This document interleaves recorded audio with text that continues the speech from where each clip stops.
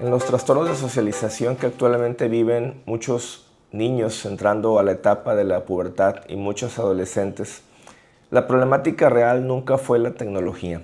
Hemos estado acostumbrados como padres a culpar a los hijos como si fueran simplemente una serie de nuevas generaciones con problemas de adaptación, con problemas de vinculación. Y esto ha hecho que nos quedemos en una situación muy cómoda porque pensamos que no tenemos nada que ver nosotros como padres para modificar la conducta, los hábitos de nuestros hijos que han generado toda esta restricción en cuanto a su integración a círculos sociales. Y la verdad es que el verdadero problema nunca ha sido la tecnología, ha sido nuestro rol como papás porque somos quienes no hemos instalado hábitos de vinculación social. Han sido nuestros propios problemas emocionales que nos impiden en muchas ocasiones tener la objetividad y la neutralidad en la visión educativa para poder tratar con nuestros hijos. ¿Y qué ha pasado cuando nosotros como papás no hemos sabido estar lo suficientemente cerca o cómo lidiar y cómo trabajar con la vinculación con nuestros hijos? Pues bueno, ellos van a percibir evidentemente esa distancia o ese desinterés en nosotros, aunque no lo querramos aceptar, y van a terminar por refugiarse justamente en estos aparatos.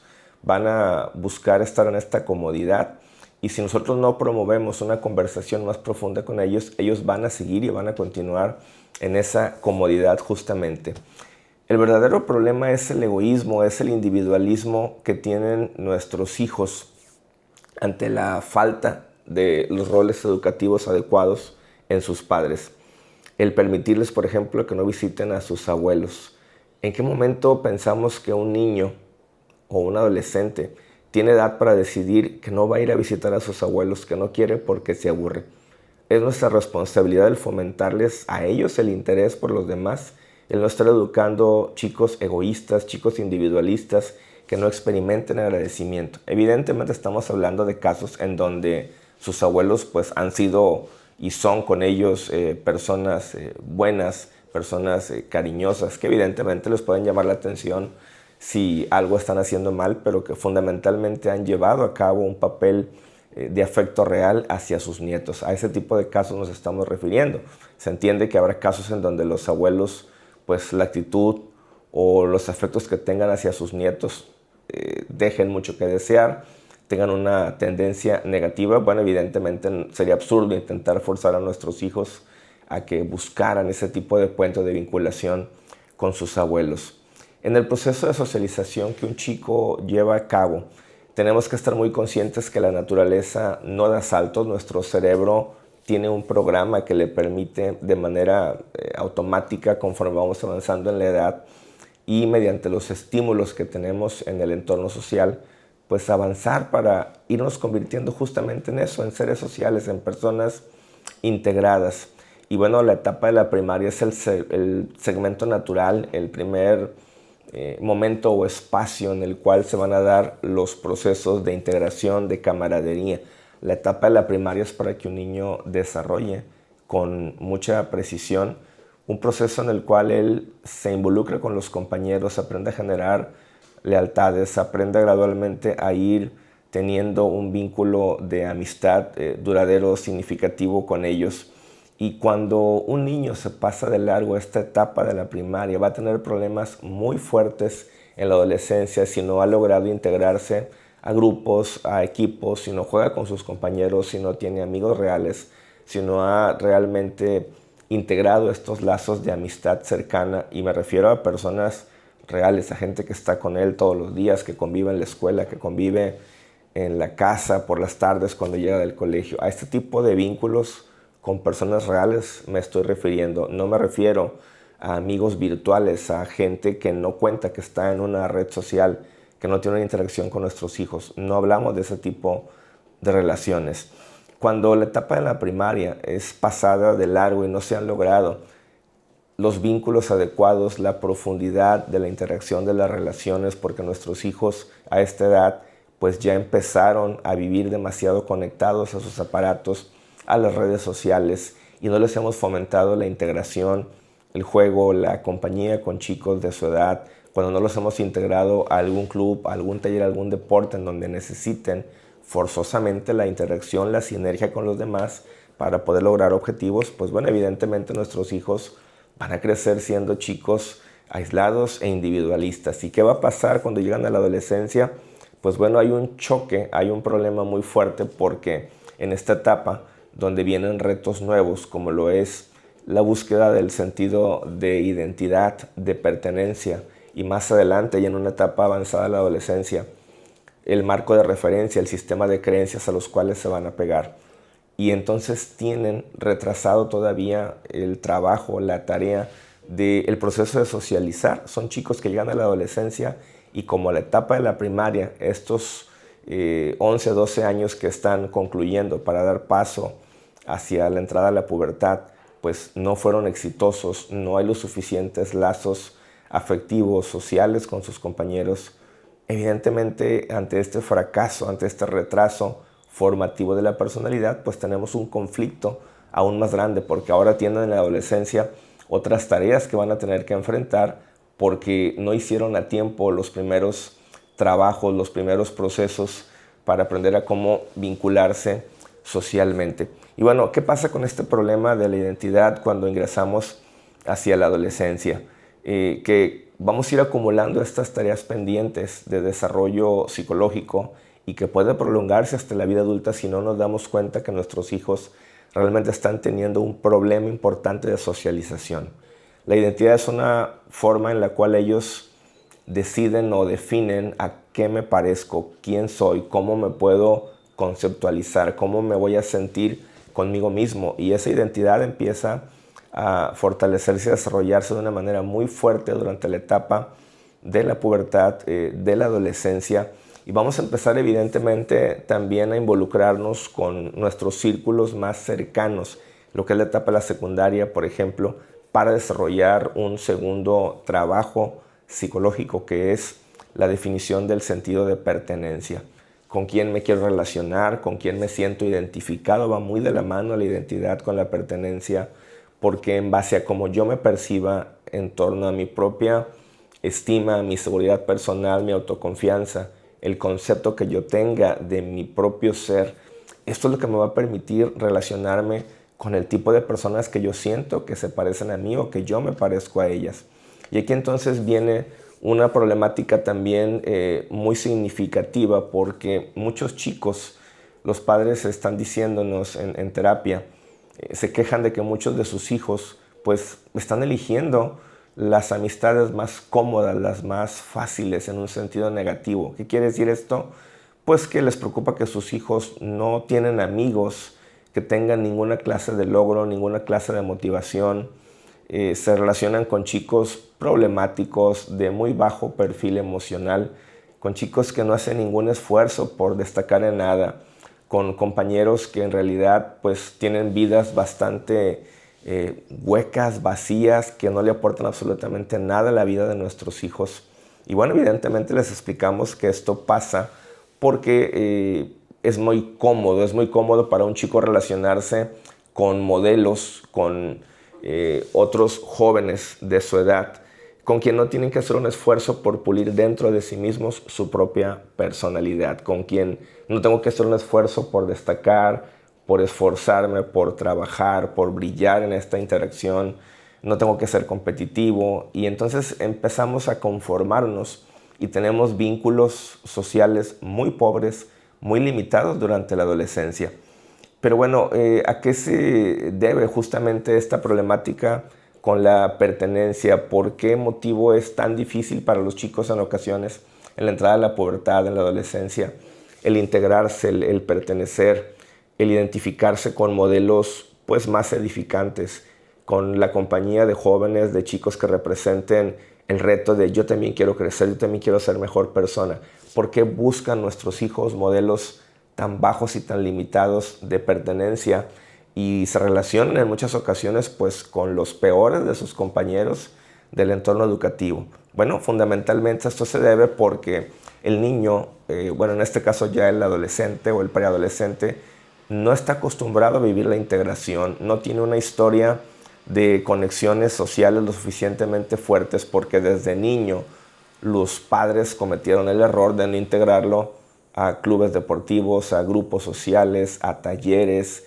El niño no ha participado pues ni en bicicleta, ni en natación, ni en trabajos en equipo, ni desarrolló proyectos de liderazgo, nunca estuvo en actividad de servicio social comunitario, no aprendió ajedrez, pintura, alguna actividad artística, nunca lo involucraron los papás en talleres y en actividades y se conformaron con lo que la escuela les brindaba. Algunas escuelas tienen excelentes programas de desarrollo social, de integración, que van a permitir justamente el desarrollo de la camaradería, de la vinculación social a profundidad, incluyen algunas materias y muchos profesores trabajan con esto, pero no todas las escuelas tienen en sus programas una estructura lo suficientemente importante o profunda para brindar todas estas herramientas. Y bueno, en realidad el trabajo central de estos procesos pues es de los padres. Un chico no tiene por qué limitarse únicamente a los grupos, al entorno social que tiene dentro de su escuela. Lo ideal es que tenga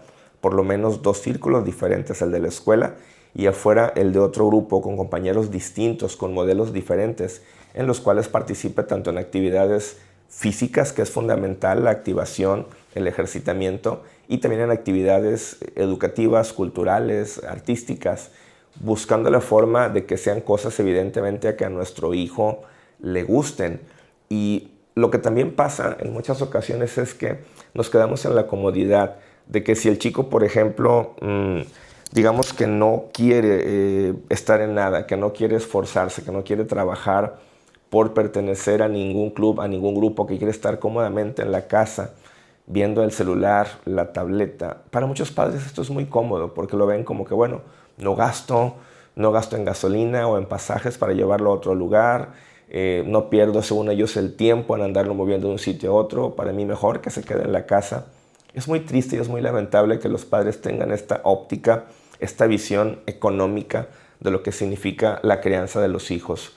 Este proceso que ya se ha ido perdiendo, estas oportunidades que se perdieron en la etapa de la primaria, de socializar, porque ahí es donde corresponde que la personalidad se desarrolle en este tipo de vínculos, y ya se pasó de largo. Nuestros hijos pues tienen un fracaso ya acumulado en este proceso y ahora están batallando en la adolescencia para poder trabajar con la vinculación, con la pertenencia, con la identidad. La responsabilidad es nuestra. Es muy cómodo etiquetarlos y tacharlos de chicos raros y problemáticos y distantes y extraños y ponerles una etiqueta y pensar que bueno, es que es la generación. Así son las nuevas generaciones. No es cierto, no nacieron con un bloqueo en su capacidad de integrarse y de vincularse. Simplemente que las personalidades necesitan los estímulos, las herramientas y los ambientes idóneos para que esto pueda ocurrir.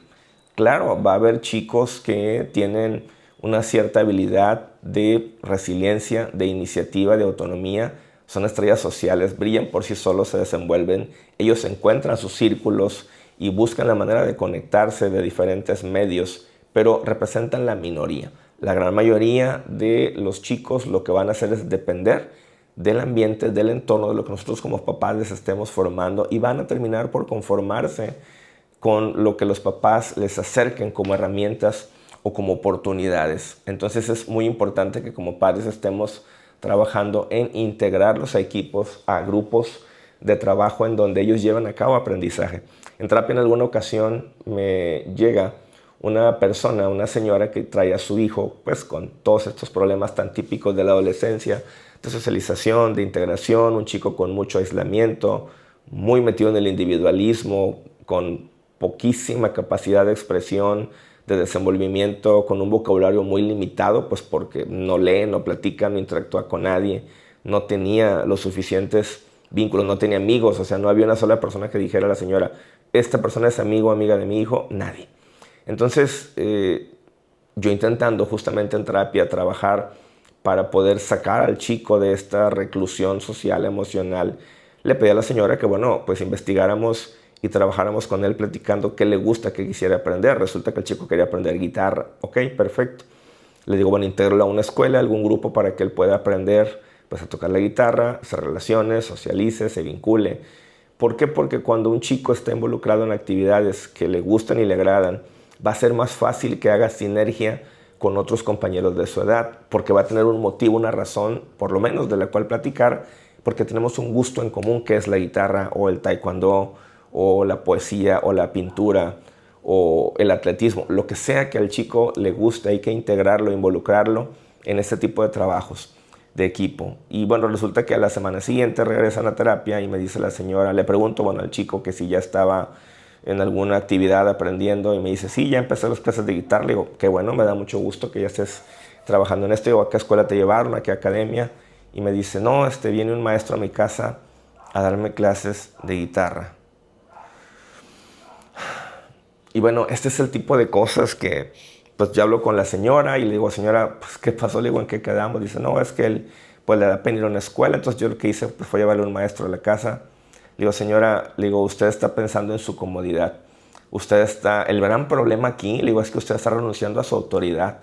Su hijo no está en una edad para tomar decisiones que tienen que ver con su proceso formativo y educativo. Su hijo tiene graves problemas de vinculación, de socialización, y me estoy dando cuenta que ustedes como padres son justamente quienes lo fueron induciendo a este tipo de limitaciones. Y ahora en la adolescencia, en lugar de corregir los errores de lo que ya platiqué con usted, usted se empeña en hacer lo que su hijo quiere, en hacer lo que su hijo decide, y su autoridad queda de lado. Es terrible, es lamentable, porque así como vemos este tipo de casos, nos llaman también de pronto personas que les interesan ciertos talleres que impartimos los fines de semana, de proyecto de vida, de orientación vocacional, de habilidades de expresión. Y nos dicen por teléfono, bueno, está muy bien, me interesa mucho, pero bueno, ahora déjame platicar con mi hijo, a ver si lo convenzo, a ver si él tiene interés, a ver si él quiere ir. Chicos de 12 años, ¿qué demonios tiene que consultarle, señor, señora? ¿Qué rayos tiene que platicar o revisar y evaluar si su hijo le autorice que lo inscriba, si su hijo decide que él va a tomar un... Tenemos que ubicarnos, estamos en algunos casos terriblemente extraviados con el tema de esta autoridad nula que ejercemos en nuestros hijos. No se trata de ser tiranos, ni impositivos, ni dictadores, pero tenemos que ubicarnos en nuestras responsabilidades. La responsabilidad de rastrear un buen sistema de entrenamiento académico, psicológico, cultural, artístico, de ejercitamiento físico, es de ustedes como papás. Es tuyo, papá, es tuyo, mamá, es de nosotros como padres. No es responsabilidad ni decisión de nuestros hijos que quieran aprender, si aprenden o no aprenden, si van o no a la escuela, si quieren trabajar o no, si quieren llegar a casa por las noches o no, si quieren ir al médico o si quieren comer bien o no. Esto no podemos permitir que nuestros hijos lo decidan hasta que tengan la suficiente edad y madurez para poder desarrollarlos. Evidentemente, si estamos viendo un problema emocional o psicológico, ¿por qué rayos voy a tener que preguntarle si cree que considera ayuda psicológica necesaria en su vida? Pues es como si tu hijo tuviera un problema severo gastrointestinal y le estás viendo que se retuerce de dolor y que se siente muy mal y que se está vomitando. Le vas a preguntar, hijo, ¿te llevo al médico? Hijo, ¿decidirías ir tú al gastroenterólogo? Evidentemente no. Entonces, ¿por qué en temáticas que tienen que ver con sus problemas emocionales, con sus problemas psicológicos de adaptabilidad y de vinculación, le estamos tomando opinión para ver si él quiere salir de este tipo de estado de postración emocional? Es ridículo, pero lamentablemente así funcionan muchos padres de familia. Y llegamos a un tercer nivel de conflictos en la adolescencia que está por ahí escondido. Y esto es cuando intentan crear pues, un marco de referencia. Esto es un proceso automático. No es como que ellos lo decidan. Todos pasamos por esta etapa del marco de referencia, que significa empezar a definir en qué quiero creer. Es un proceso que va muy de la mano con la identidad, con el sentido de pertenencia. Después sigue el marco de referencia, que es una redefinición de los propios valores, del sistema de creencias, de ideologías con las cuales vamos a funcionar. Venimos de historias en donde hemos tenido momentos pues muy significativos. Por ejemplo, en México atravesamos estos procesos revolucionarios socialmente desde la época del 60, de los años 70, una serie de conflictos ideológicos, políticos que sacudió terriblemente a las generaciones de aquel entonces en la música, en el arte, en la cultura, en la política. O sea, los ideales estaban a flor de piel en la gente, los ideales abundaban, no necesariamente quizá los más correctos o los más adecuados siempre, pero había justamente esto, algo en qué creer. Lo grave, lo terriblemente grave y problemático de la generación actual, por ejemplo la famosa generación Z, pues tienen un gran problema. ¿Cuál es? Que no tienen ninguna clase de ideales, no creen absolutamente nada ni en su sombra. ¿Por qué razón? No es porque sea una generación hueca, insisto, no es su culpa. No creen en nada, no tienen ningún tipo de ideologías y a duras penas medio comparten los valores que les enseñamos en casa, pues simplemente porque nosotros como padres en muchas ocasiones nos olvidamos de darles una formación de tipo existencial, espiritual, cívica. Suponemos o pensamos erróneamente que eso era tarea de la escuela o de las iglesias, de venir quizá a buscar a nuestros hijos a la casa. Y no se trata de imponerles una religiosidad, no se trata de imponerles tal o cual sistema de creencias, tiene que ir a tal o cual religión, porque yo digo, no me refiero a eso, me refiero a que todo ser humano necesita un equilibrio entre la parte física, entre la parte emocional y mental, la parte familiar y social y también la parte espiritual o existencial. Ayudarle a nuestro hijo, darle herramientas, diferentes escenarios, diferentes teorías, diferentes herramientas espirituales, religiosas, filosóficas, ideológicas. Hay que leer. Los papás de repente tenemos este problema de que pues no leemos, no nos informamos, estamos en una vida hueca, rutinaria de trabajo, casa, llevarlos a la escuela, trabajo, casa, llevarlos a la escuela, dormirse. Y vivimos una vida con poca profundidad. ¿Cómo queremos que nuestros hijos tengan ideas profundas, valores, significados, creencias realmente enraizadas en algo positivo y creativo si no les dimos las herramientas? Los padres también tienen que ejercer una tarea pastoral con sus hijos, acercarlos al conocimiento, a la búsqueda de una causa, de un motivo interior, de Dios, como le querramos llamar. Y bueno, ya será decisión de nuestro hijo cuando se vuelva más grande, si quiere pertenecer o no a una religión, si quiere vivir la espiritualidad de una manera personal, que es lo más importante, el cómo la ejerzo. La espiritualidad básicamente pues se refiere a esta conexión con una fuerza superior a través de una cierta ideología, pero que me permite ser una mejor persona. La espiritualidad hueca o solo practicada como un rito no tiene sentido. La idea es que me convierta en una mejor persona y que la espiritualidad forme hijos más nobles, más transparentes, más sencillos, más interesados por el bien común, por la gente que les rodea, lejos del egoísmo que priva tanto de nuestras actuales generaciones.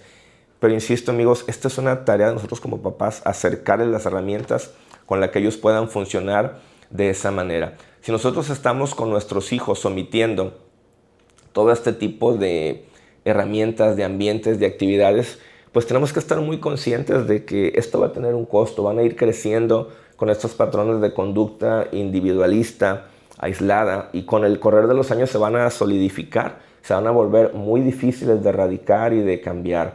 Incluso pues no van a aprender esquemas nuevos con los cuales generar un interés en las personas que están afuera, con la gente de la que se rodean, porque van a estar ensimismados.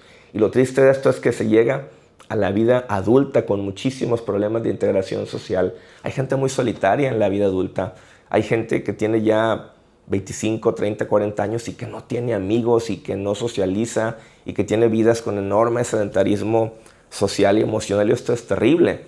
¿Y por qué se da esto? Bueno, pues porque la carencia de habilidades como la empatía, el ser considerados, el trabajo en equipo, la sinergia, esta falta de habilidades de interacción social van condenando a los adolescentes y a los adultos jóvenes pues a una vida de mucho aislamiento. Lo estamos dejando que se forme y que se entregue a ese aislamiento, a ese individualismo, y les espera pues incluso no solo una vida adulta, incluso una vejez solitaria. Y van a contar también con una historia de fracasos laborales, porque evidentemente con todo este tipo de fallas en el historial formativo, pues van a ser chicos que ingresan a la vida adulta sin motivación, sin sentido de responsabilidad, sin autonomía, sin iniciativa. Es increíble que tenemos padres cuyos hijos pues ya trabajan y prácticamente si los papás no los despiertan, pues ellos no se levantan por sí mismos a trabajar. Imagínense el nivel de descuido, de desatención, de irresponsabilidad en la tarea formativa de tantos padres de familia que viven este tipo de escenas y pensaron que estaban haciendo bien las cosas y se han ido justificando y han utilizado una bandera de un amor malentendido y mal encaminado, diciendo que esto es lo correcto y que pues como quieren mucho a sus hijos, los siguen cuidando y guiando, y esto totalmente desinformado y equivocado, porque ya están en una edad, ya son adultos jóvenes y tendrían que tener desarrolladas muchísimas funciones sociales de autonomía, de vinculación, de iniciativa para hacer las cosas, un espíritu sobre todo de anhelos. Tenemos lamentablemente aquí una problemática muy grave con la cuestión de que los hijos pues se involucren, que tengan por sí mismos un interés en mejorar, en aprender cosas nuevas, en hacer deporte, en ser competitivos y al mismo tiempo colaborativos. Y bueno, para finalizar en este tema de brindar soluciones, ¿cuál ha sido generalmente el problema con los padres de familia? En el sentido de que no tenemos tiempo, esa es la excusa, esa es la razón fundamental. Y estamos esperando como que un día de repente la vida nos despierte y digamos, este jueves que viene o este sábado, pues vamos a amanecer con 28 horas, voy a tener 4 horas extra para convivir con mis hijos, y eso no va a pasar. Si nosotros no agendamos, si no nos hacemos tiempo para compartir con ellos, sin los pretextos del trabajo y de la escuela, nunca se va a dar, nunca va a llegar ese momento de interacción con ellos. Evidentemente entendemos que hay papás que tienen jornadas laborales extenuantes, muy largas, incluso de 12 horas. Eso es algo que es explotación laboral. Pero bueno, lamentablemente las cosas están funcionando así en nuestro país. Y lo que podemos hacer es justamente el poquito, si lo queremos ver así, tiempo que tenemos disponible para estar en casa con ellos, cambiar los hábitos. Y esto es desde niños. Entre más pronto empecemos, mejor. Si tu hijo es un adolescente, tienes que reconocer frente a él, dejar de culparlo y decirle, yo me equivoqué, yo papá, yo mamá, nos equivocamos, hijo, perdón. Nos hemos acostumbrado y te hemos dejado en este aislamiento, en este individualismo, en este egoísmo en el que ahora vives, pero es nuestra culpa, no naciste tú con estos problemas que tanto te hemos criticado. Te pedimos perdón, vamos a empezar desde hoy a cambiar. ¿Y qué tiene que implicar ese cambio, esa transformación de hábitos? Vamos a cocinar, jalar a nuestros hijos, dependiendo de la edad, ponerlos a hacer cosas que no los expongan desde que son niños, que no vayan a quemarse, a cortarse, pero hay que involucrarlos en el tema de hacer la comida. Que vamos a limpiar la casa, lo tenemos que hacer entre todos. Que vamos a lavar la ropa, acomodar las cosas, lo tenemos que hacer entre todos. Que hay que hacer jardinería, reparar una puerta, pintar una pared, hay que hacerlo entre todos, con los hijos. Porque el esquema tradicional que vemos en México es, está papá haciendo tareas en casa, reparando un apagador, está lavando el coche, está reparando la cerca, mamá está planchando, está cocinando, también trabaja, y el hijo está acostado, sentado en el mueble de la sala, viendo televisión, viendo videos en su teléfono, en su tableta, y nos estamos quejando del por qué es así nuestro hijo. Este escenario es lo más normal, triste y lamentablemente en muchas familias en México y creo que en muchísimos países. Entonces tenemos que acostumbrarlos a eso, a que interactúen con nosotros en todas esas actividades que además son formativas. Veamos los ejemplos de lo que pasa en la educación en Japón, en China, en Corea del Sur, por ejemplo. Los niños desde una edad muy temprana son involucrados en todas estas tareas. No es porque los estén explotando, es porque los están preparando con una conciencia de que son cosas básicas que tienen que saber hacer. Y algún día van a despertar habilidades de tipo profesional, mucho más complejas, por supuesto que sí, pero este proceso es formativo. Tenemos que acercar a nuestros hijos a que se involucren en todo tipo de actividades domésticas, de reparación, de limpieza, de servicio. Fomentarles las salidas en familia, aprender a prohibir, porque esa es nuestra responsabilidad. Esta enorme tontería de que tu hijo vaya en el coche con los audífonos puestos, estás cometiendo una falta gravísima tú, papá y tu mamá, si permites esto. Si tu hijo dejas que vaya con los audífonos ignorándote por todo el camino, esto simboliza que tu plática le aburre, que no tienes nada importante que decirle. Esta es una falla nuestra, de nosotros como papás, es una falla de nosotros como guías, como tutores, como proveedores de la educación necesaria para que el hijo se interese y sepa que afuera hay un mundo, que la gente a su alrededor importa y que sus padres no solamente son su proveedor, no solamente son su chofer.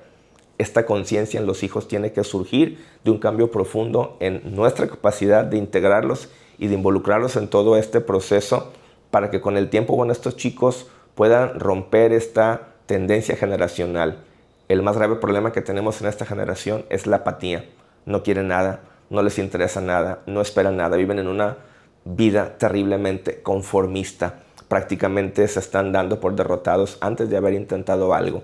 Y si no queremos que la vida les estampe la realidad en la cara cuando salgan de la universidad, si es que la terminan, y tengan que enfrentarse a un mundo de retos en donde tienes que ir a una entrevista de trabajo y en donde vas a tener que socializar, quieras o no, y si no quieres ver un escenario donde tu hijo esté tartamudeando, balbuceando, todo inseguro, para que desde el primer momento el reclutador le diga: gracias, nosotros te hablamos, bye, y nunca le llamen, porque es una persona con pésimas habilidades de vinculación y evidentemente el reclutador no tiene tiempo para estar perdiendo con tu hijo que no se aplica, no se desenvuelve, no se expresa, no habla, no dice nada, no se defiende por sí mismo, ni habla acerca de sus cualidades. ¿Por qué perdería un reclutador el tiempo con una persona así cuando va a haber otros chicos muy desenvueltos, muy preparados, con mucha habilidad, con mucho interés de ser contratados, con un enorme desenvolvimiento y facilidad para hacer contacto social? Por supuesto que estas personas se van a quedar con los mejores puestos. Entonces, tenemos que tomarnos muy en serio, amigos, nuestro papel como padres, con todos los aspectos que implica el tener hijos, el ser padres, el estar cerca de ellos. La escuela no es una guardería. Tenemos que estar en comunicación en cada nivel escolar hasta la universidad, abocarnos a este proceso formativo para hacer una sinergia entre la familia y la escuela. No olvidemos este viejo esquema de que la responsabilidad central de educarlos es nuestra como familia. Nuestra tarea es formativa, fundamentalmente. La escuela tiene un papel complementario, pero no finjamos demencia, no sigamos creyendo esta historia errónea, totalmente desvirtuada de la realidad, sobre que la responsabilidad del crecimiento emocional, espiritual, académico, de autonomía, de independencia, de socialización, de colaboración, le toca a otras instituciones y no a nosotros como padres de familia. Amigos, si estamos en la disposición, no de ser padres perfectos, porque eso no es posible, nos vamos a equivocar, por supuesto, pero es válido y es muy sabio tener la humildad para reconocer que nos equivocamos, para decirles a nuestros hijos: el error de todas estas fallas que te hemos gritado y criticado es nuestra. Nosotros te dejamos crecer así. Y hoy tenemos un gran problema que vamos a trabajar y a resolver en familia. Pero no es tu culpa. Es una responsabilidad compartida fundamentalmente de nosotros. Y también tienes que poner de tu parte. Vamos a empezar a tener cambios. Y evidentemente en este nuevo esquema de vida es convivencia, interacción, socialización. No conformarte con las respuestas monosilábicas de tu hijo. Bien, mal, nada, igual, no. Fomenta la plática, presiónalo, tienes que hablar con él y hacer lo que hable, que se desenvuelva. No te quedes con la idea de que es su personalidad, él es así. No es cierto. Ningún niño nace, a menos que tenga un trastorno orgánico perfectamente identificado a nivel cerebral, ningún niño nace impedido para vincularse y para socializar. Esto es responsabilidad tuya. Fomentar las conversaciones, fomentar que en la mesa los teléfonos, las pantallas se dejan de lado y es un espacio para interactuar, para tener sobremesa, para platicar. Y hacemos paseos y caminatas que no hay suficiente dinero, no tienen que ir a gastar, ir a caminar al parque, ir a caminar a algún sitio natural y platicar, conversar acerca de cómo nos sentimos. Acostúmbralos volviendo de la escuela. Cuando vayas por ellos, cuando lleguen a casa, pregúntales cómo se sintieron, cómo les fue, qué amigos hicieron, qué tipo de conflictos pudieron haber tenido, qué clases están viendo. Revísales su mochila, no en un tema de supervisión, sino dijo: vamos a ver, compárteme tus libros, quiero saber qué estudias, qué estás aprendiendo, cuéntame de tus amigos, cómo te sientes con ellos, cuéntame de tus anhelos y platícale tu experiencia cuando eras niño, cuando eras adolescente. Esto es una tarea que no va a detenerse, tienes que trabajar en todo esto desde que es un bebé prácticamente, con obviamente el tipo de información acorde a la edad conforme va creciendo, hasta que tu hijo es un universitario. Si tú trabajas en esto de una manera fehaciente y te apegas a este rol formativo, créeme que tus hijos en un futuro van a hacer su vida, van a independizarse, van a casarse, quizás tengan sus propios hijos, pero van a volver, van a regresar siempre contigo, papá, mamá, porque verán en ti el mejor confidente, la persona de mayor confianza quien los inspira, no su mejor amigo. Tú no eres amigo de tus hijos, tú eres su padre, tú eres su madre, tú eres una guía, tú eres un faro, tú eres un formador. No eres amigo de tus hijos. No te confundas con ese concepto psicológico populachero tan difundido. No venimos a ser amigos de nuestros hijos, venimos a ser guía, a ser ejemplo y sobre todo congruencia, que esa es la parte más difícil que tenemos como reto los padres de familia. Amigos, estoy para servirles, soy Gabriel Rubio, psicoterapeuta. Me pueden buscar en mis redes sociales así, Gabriel Rubio Psicoterapeuta, en grupo Freedom. Y bueno, mi número de teléfono, ya sea por WhatsApp o llamada, 833-127-8169. Ahí estamos para servirles en cualquier duda. Muchísimas gracias.